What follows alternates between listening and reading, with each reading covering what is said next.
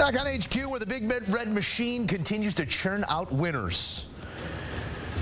Right around the 14-minute mark of the fourth quarter, after the Saints had just made it a three-point game, a big gainer by Juju Smith-Schuster, who had himself a game, a top target in this one for Patrick Mahomes later in the drive. Yes, that is direct snap, read play, Travis Kelce to Xavier Worthy, with Patrick Mahomes lined up as an up back. They're going to come at you in multiple ways. Despite their shortcomings, still perfect. 5-0 in KC. Postgame is presented by Old El Paso. Start somewhere fresh. We start with our guys Emory Hunt and Bryant McFadden here on the tail end of yet another Kansas City Chiefs winner. There were moments in the second half where it looks like maybe the Saints team can hang around. Maybe they can get this job done on the road in KC, but it's one of the toughest tasks in ball, fellas. What led to this victory?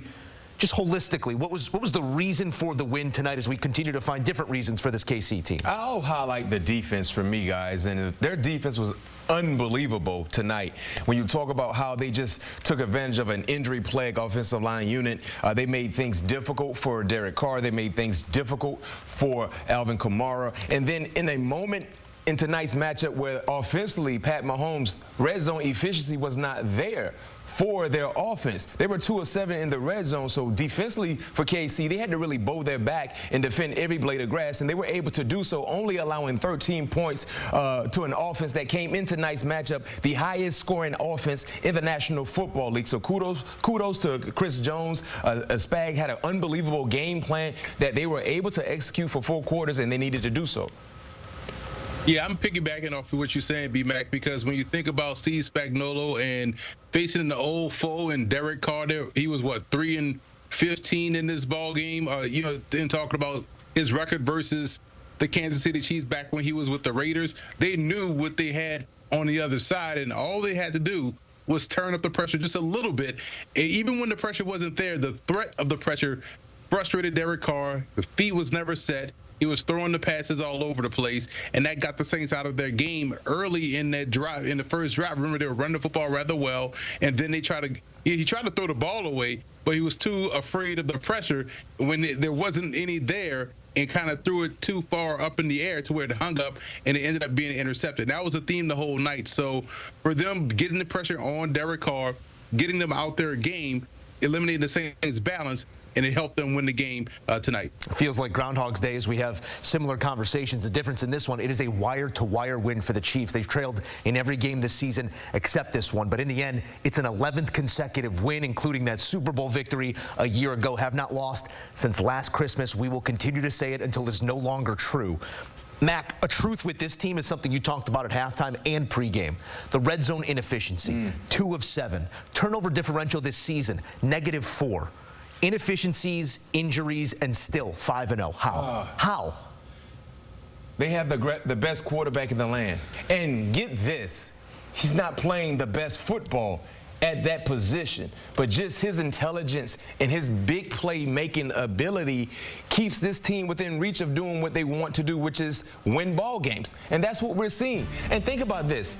We're not seeing the red zone efficiency. We're not seeing the big plays that we've seen from Pat Mahomes in this offense in years past. They're still 5-0, and they still scored 26 points in today's matchup. This helps. I mean, 46 times he's gone for 300+. He started 101 games. 46 times he's been 300+ through the year, man. He had 331 today, but he wasn't at his best in the red zone. He had 0 touchdowns. He didn't provide 1 passing touchdown, and they didn't miss it.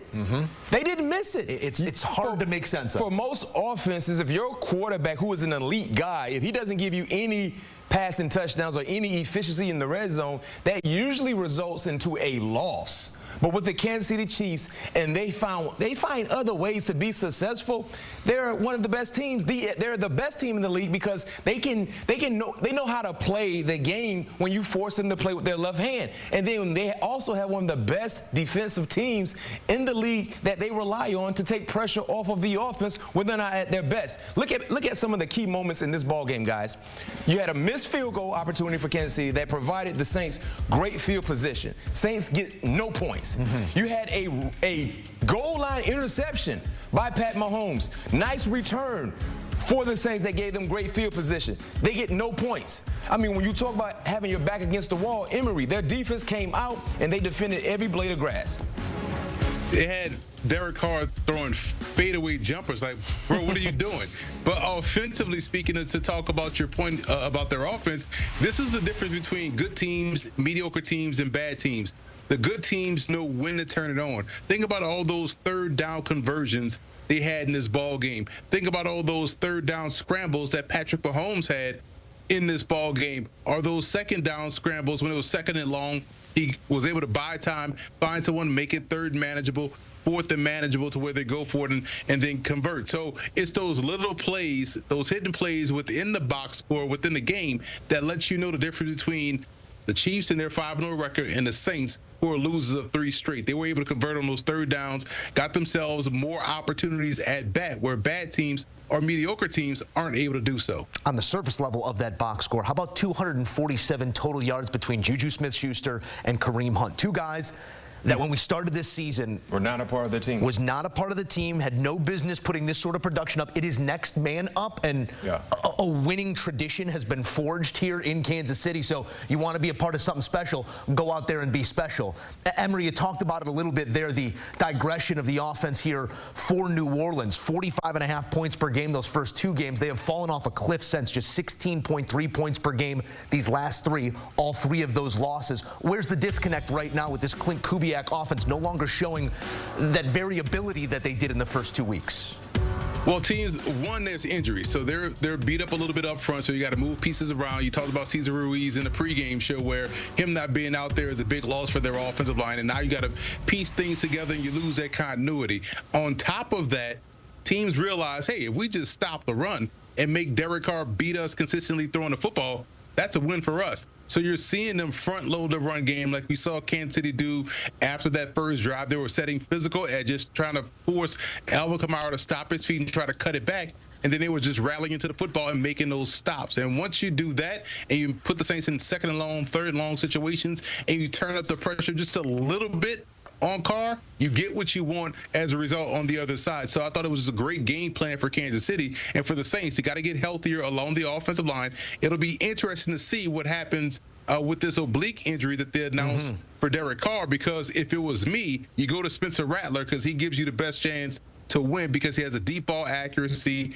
He's tough-minded, he's battle-tested, and he shows a little bit more physical toughness in the position, something that they need. They need a threat at quarterback. He provides that, and it will be fascinating to see how they go through this week, whether Carr is healthy, whether they ride with Haener for another week, and they're facing Tampa Bay, so that's going to be fascinating to watch moving forward.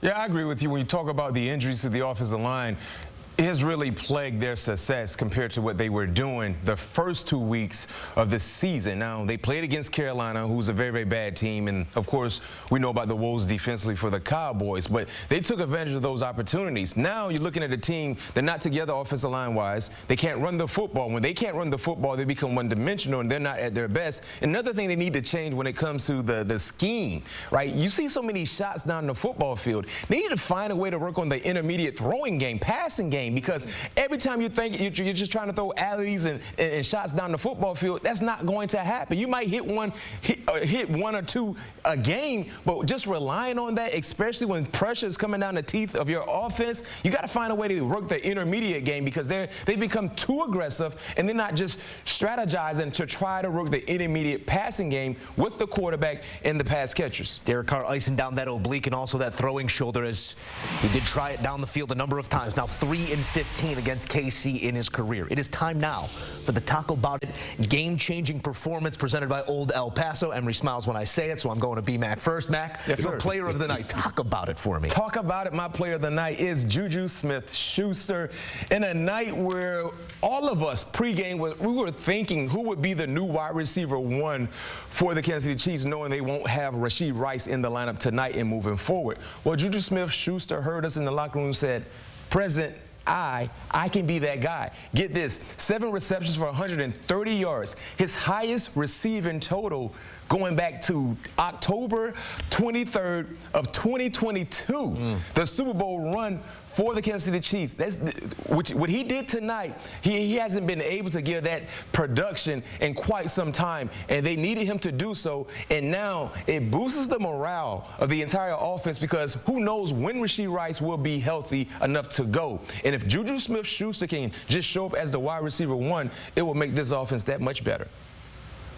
Like Biggie said, they want that old thing back. We talk about Juju Smith-Schuster, and we're going to talk about Kareem Hunt. I love that Kareem Hunt went out there and had them 1996 stats. He had 27 carries, 102 yards, 3.8 yards a carry. But you know what? It mattered. He was toting the rock. He kept the offense on pace, and it helped settle down their passing game because if he wasn't able to be productive running the football, it would have made Kansas City's offense one-dimensional, and the Saints would have had the better matchup because that played into the hands of what they wanted to do, which was play man coverage and force Pat Mahomes to make these tight window throws consistently against that coverage. But because of Kareem Hunt's ability to run the football, keep the offense on pace, keep the offense ahead of the chains, they were able to operate like the Kansas City Chiefs offense that we've seen, known, and loved over the course of Andy Reid's career. And think about this, guys. Think about the blessing in disguise that we're actually watching with the Chiefs, to your point. Because at some point in time, you're going to get Isaiah Pacheco back. And then you talk about having Isaiah Pacheco, who's more of a speed, quick guy, explosive, and then you can go ahead and give the football off to Kareem Hunt, who is a bruiser that leans forward on an opposing defenses. This offense will be better running the football with what Kareem Hunt is doing currently, and then you get your running back one into the lineup, two guys that can coexist nicely because they have two different styles in which how they run the football, similar to what we see with Detroit, with David Montgomery, the bruiser, he leans on you, and the speed, quick guy, one-cut guy in Jahmyr Gibbs. So, I mean, it's starting to really flourish nicely for the Chiefs, even though they're in the midst of a lot of key injuries to key players. But Juju Smith-Schuster is stepping up, and Kareem Hunt, so look out when they fully get healthy. We could highlight inefficiencies. We can find the yarn to pull on and nitpick, but 5-0 is 5-0, and a wise man once said, you are what your record is. This team is still perfect. Here's a look at those numbers from our two Talk About It top performers. Kareem Hunt, 102. I like what Emory said there. What is that, a 1998 stat line? You just put your head down, go give me 3.5 a pop. First touchdown with the Chiefs since 2018. Juju, meantime, filling in that role. Now, does things a little bit differently than Rashee Rice, but he's a big physical presence in that pass game, and you catch him in the open field, he's going to chew up some yak as well. $130 through the air for Juju, the most since 2018 as well.